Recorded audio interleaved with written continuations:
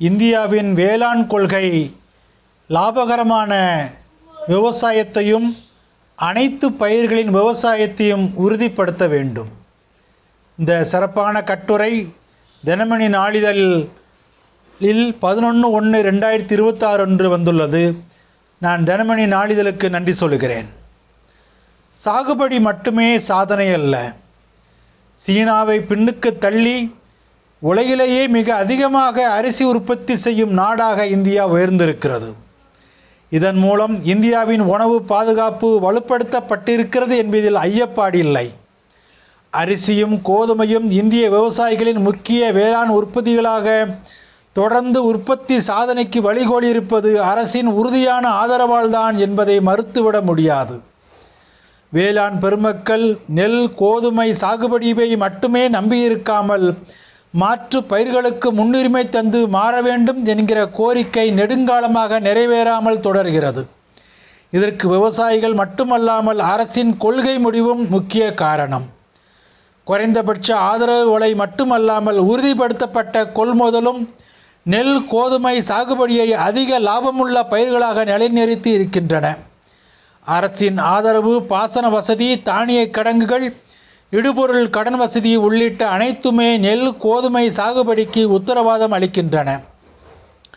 பருப்பு வகைகள், எண்ணெய் வித்துக்கள், சிறுதானியம், சோளம் உள்ளிட்ட மாற்று பயிர்களுக்கு விலை உத்தரவாதம், சந்தை ஆதரவு, சாகுபடிக்கு பிறகான கட்டமைப்பு வசதிகள் போன்றவை வழங்கப்படாததால் அதிகமான சலுகைகள் அளிக்கப்பட்டு லாபத்துக்கு உத்தரவாதம் உள்ள நெல் கோதுமை சாகுபடியை வேளாண் பெருமக்கள் நாடுவதை ஊக்குவிக்கின்றன. நெல் கோதுமை சாகுபடி உணவு பாதுகாப்புக்கு அவசியம் என்பதில் மாற்று கருத்து இல்லை. அளவுக்கு அதிகமான உற்பத்தி மூலம் உலக சந்தைக்கு இந்த தானியங்களை அதிக அளவில் ஏற்றுமதி செய்யும் நாடு என்கிற பெருமை இந்தியாவுக்கு கிடைத்திருப்பது ஒரு வகையில் தேசத்தின் சர்வதேச மதிப்பை அதிகரித்திருப்பதும் உண்மை. அதே நேரத்தில் நெல் கோதுமை பயிர்களால் கிடைக்கும் ஆதாயத்துடன் வெளியில் தெரியாத பல இழப்புகளையும் நாம் சந்திக்கிறோம் என்பதை உணரத் தவறுகிறோம். குறிப்பாக நெல் சாகுபடி அதிகமான அளவில் பாசன நீரை உறிஞ்சுவதால் நிலத்தடி நீர் கடுமையாக பாதிக்கப்படுகிறது. நெல் கோதுமை தானிய பயிர்கள் வெளியேற்றும் கரியமில வாயு புவி வெப்பமயமாவதற்கு காரணியாகிறது. மண் வளம் குறைவது, அதிகரித்த இடுபொருள் செலவு போன்றவற்றையும் நெல் சாகுபடி அதிகரிப்பதன் மூலம் நாம் எதிர்கொள்ள வேண்டிய நிலை ஏற்பட்டிருக்கிறது. அரிசி உற்பத்தியில் அடைந்திருக்கும் சாதனையும் அதிகரித்த கோதுமை சாகுபடி பரப்பும் மேலோட்டமாக மகிழ்ச்சி அளித்ததாலும் அதை நாம் எச்சரிக்கையாகவும் பார்க்க வேண்டும். வேளாண்மை என்பது அதிகரித்த உற்பத்தியும் ஏற்றுமதியும் என்பதுடன் நின்றுவிடக்கூடாது. விவசாயிகளை ஒன்றிரண்டு சாகுபடி பயிர்களுடன் முடக்கிவிடும் வேளாண் கொள்கை ஆக்கப்பூர்வமானதல்ல.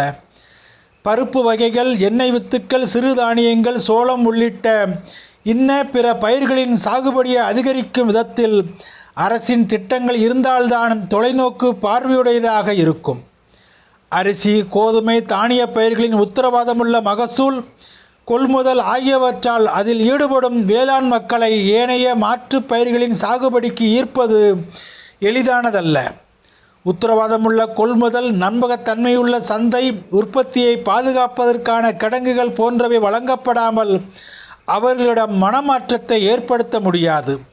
மாற்று பயிர்களுக்கு அவர்கள் மாறாமல் இருந்தால் அதன் விளைவுகளை தேசம் மட்டுமல்ல அந்த விவசாயிகளும் சந்திக்கக்கூடும்.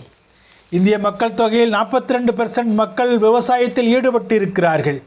46% தொழிலாளர்களுக்கு விவசாயம் வாய்ப்பளிக்கிறது. ஆனால் இந்திய GDPயில் வேளாண் துறையின் பங்களிப்பு வெறும் 5% மட்டுமே. நபார்டு அறிக்கையின்படி வேளாண் குடும்பங்களின் மாத வருவாய் சராசரியாக மாதம் ஒன்றுக்கு ரூபாய் 13,663. அதில் விவசாயம் மூலம் கிடைக்கும் வருமானம் என்று பார்த்தால் வெறும் 4,476 மட்டுமே. மற்றவை பிற வேலைகளிலிருந்தும் தொழில்களிலிருந்தும் கிடைப்பவை. மக்கள் தொகை பெருக்கம் விவசாய குடும்பங்களின் விவசாய நல இருப்பை லாபகரமாகவும் வேளாண்மைக்கு ஏற்றதாக இல்லாமல் குறைத்திருக்கிறது. 1971 ஓர் இந்திய விவசாயியின் சராசரி விவசாய நிலப்பரப்பு 2.28 ஹெக்டேர் என்றால் 2021 அதுவே வெறும் 0.74 ஹெக்டேராக குறைந்திருக்கிறது. இதனால் பெரும்பாலான விவசாயிகள் லாபகரமாக பயிரிட்டு தங்கள் வாழ்வாதாரத்தை உறுதிப்படுத்த முடியாத நிலைக்கு தள்ளப்பட்டுள்ளனர். கூட்டுறவு பண்ணைகளோ கார்ப்பரேட் விவசாயமோ உருவாகாமல் போனால் பெரும்பாலான விவசாய நிலப்பரப்பும் தரிசாகமாகிவிடும் அபாயத்தை இந்தியா எதிர்கொள்கிறது. இடுபொருள் செலவும் பணவீக்கமும் வேளாண் பொருட்களின் விலையை வேகமாக அதிகரித்து வரும் நிலையில் விவசாயிகள் மாற்றுத் தொழில் தேடி வெளியேற வேண்டும், இல்லை என்றால் தங்கள் உயிரை மாய்த்து கொள்ள வேண்டும் என்கிற நிலையை நோக்கி நகர்ந்து வருகிறோம். 1991 சீனாவில் விவசாயத்தில் ஈடுபட்டிருந்தவர்களின் 60% என்றால் இந்தியாவில் 63%. ஆனால் சீனா அதை 22% குறைத்து இருக்கிறது. இந்தியாவில் அதுவே 42% விவசாயிகள். மானியத்தின் தயவில் விவசாயம் என்பது பெருமைக்குரிய ஒன்றல்ல.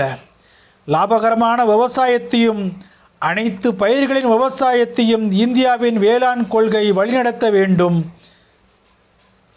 வேண்டிய கட்டாயம் இந்தியாவின் மத்திய அரசுக்கும் மாநில அரசுக்கும் ஏற்பட்டிருக்கிறது. பரிசுத்த வேதாகமும் இந்தியாவுக்கு தேவையான வேளாண் கொள்கைகளை குறித்து என்ன சொல்கிறது என்று பார்ப்போம். பிரசங்கி 11ஆம் அதிகாரம் 1ஆம் வசனம் 2ஆம் வசனம் 6ஆம் வசனம். உன் ஆகாரத்தை தண்ணீர்கள் மேல் போடு, அநேக நாட்களுக்கு பின்பு அதன் பலனை காண்பாய். 7 பேருக்கும் 8 பேருக்கும் பங்கிட்டு கொடு. காலையிலே உன் விதையை விதை, மாலையிலே உன் கையை நெகிழ விடாதே. அதுவோ இதுவோ எது வாய்க்குமோ என்றும் இரண்டும் சரியாய் பயன்படுமோ என்றும் அறியாயே.